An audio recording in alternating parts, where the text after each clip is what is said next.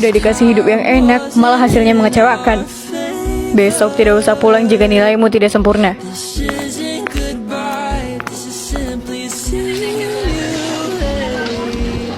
Dari kemarin dia murung terus. Apa nilainya seburuk itu ya? Nilainya lebih dari kata perfect, cok.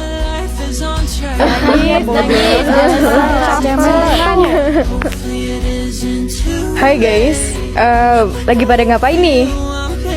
Cabut. Sebagai tanda terima kasih dari aku, sepulang sekolah nanti ke rumah aku ya, kita makan malam bersama. Maaf ya kalau kamu gak nyaman karena rumah aku kecil. Santai, gue nyaman-nyaman aja kok. Bah, deh, aku pulang. Anak mama udah pulang. Kakak gak apa-apa kan? Kepala kakak kok diperban? Kakak gak apa-apa kok, tadi kejedot pintu doang. Jangan diremehkan itu. Sini mama lihat. Ya ampun, kalian hati-hati sayang.